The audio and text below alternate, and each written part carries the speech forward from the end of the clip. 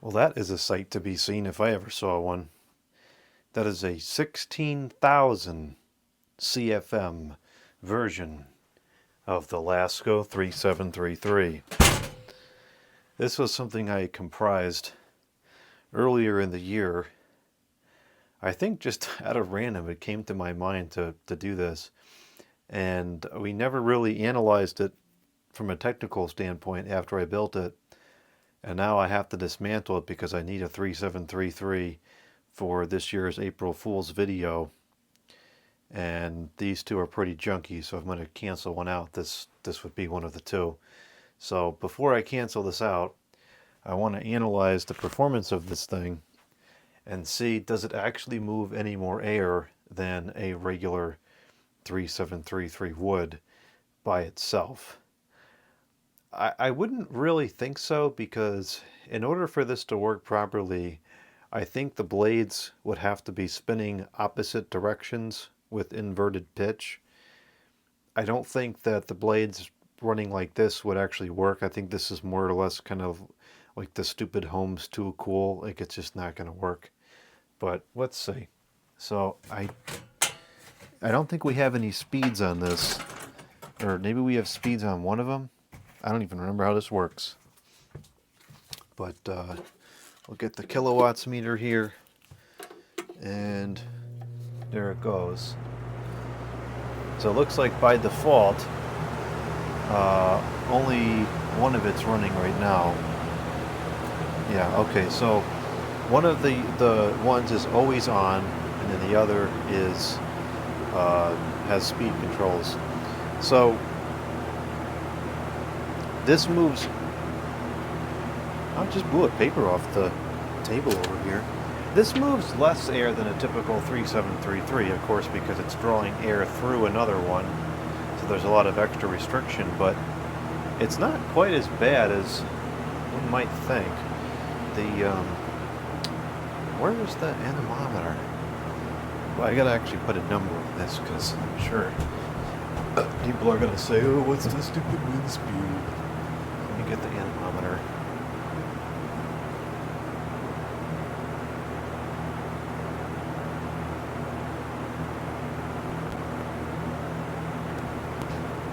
Okay, I've got the anemometer.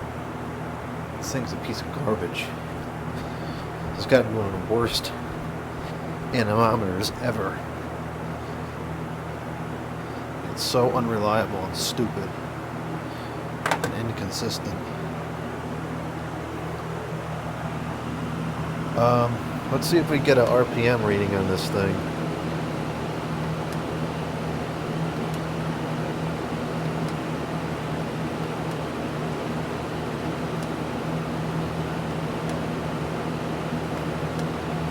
Produced one initially without a problem.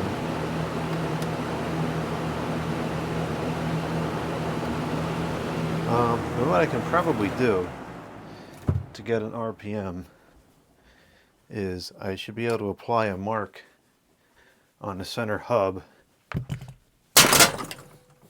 like this, and it should be able to count that mark.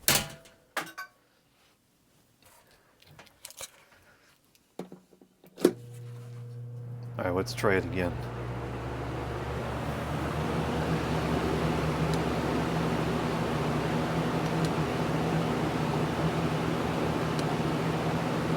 Huh.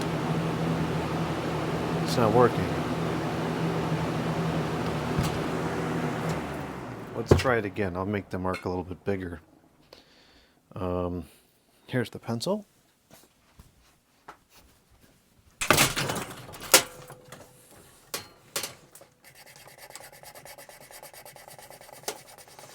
I would think that this should work because it has some reflective properties. Oh, rats. But maybe it's not going to work. Oh, that's not where it plugs in. It plugs in over here. Got it.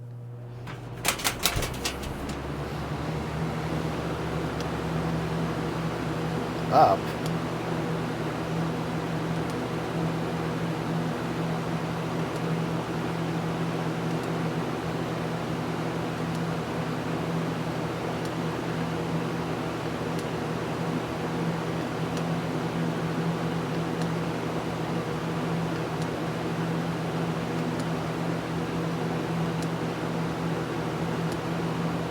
Okay, we get no RPM information. Let's see if we get any wind information. It seems to move more air once the back one starts windmilling. That's about 7.7. Let's put this one on low. I could hear an increase from the one in the front in terms of speed. And now it's moving about 9.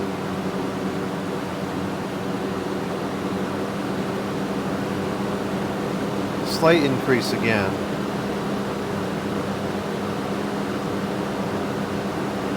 That's about 10.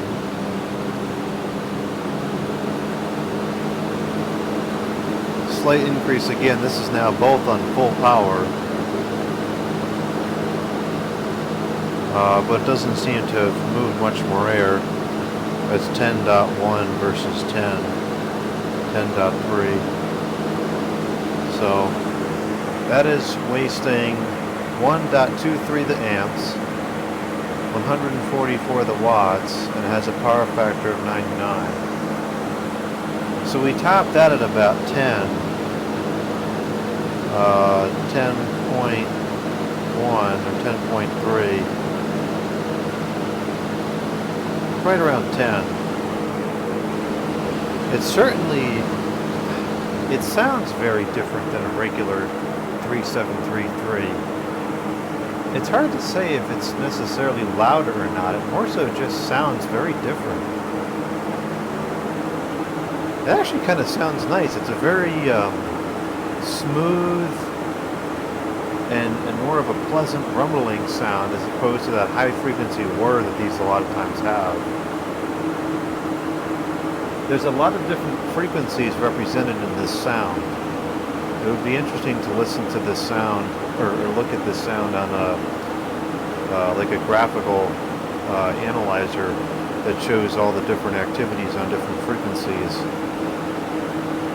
This is a very, very interesting sound.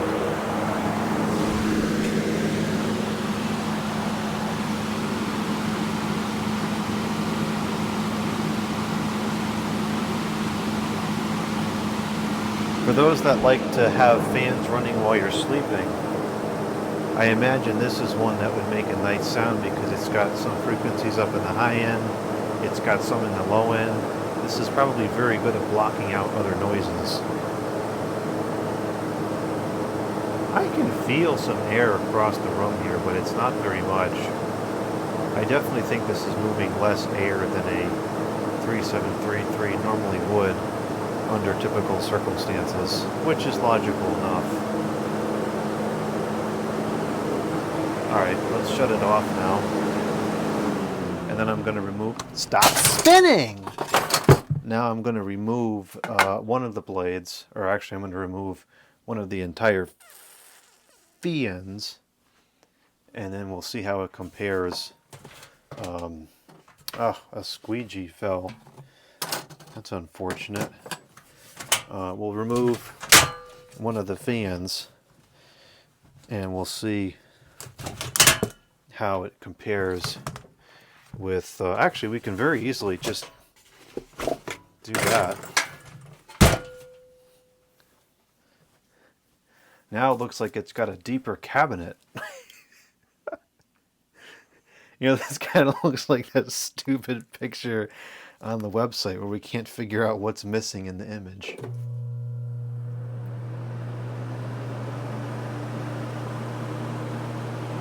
Okay, so this one is now moving. How much airflow? 7.8.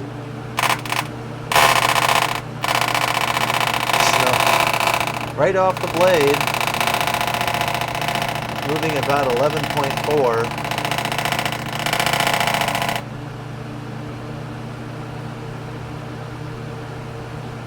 About 10.7 or so, so slightly more. It's kind of interesting that all those extra blades in there did not negatively impact the performance very much. And across the room here, you know, actually I don't really feel much more air. I don't, oh, the other camera just shut off, it was on standby. I don't really feel much of a difference. It's about the same. Just like the wind speed reading is about the same. Huh. So it seems to have had very little effect. That's not what I was anticipating. I figured it would reduce the performance, but it didn't seem to.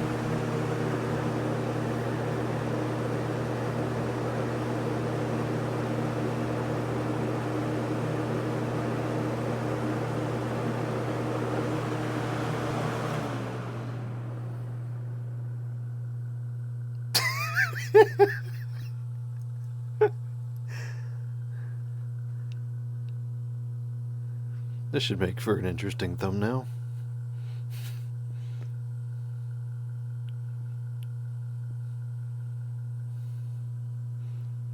You can call this recreating the pictures on the Lasko website.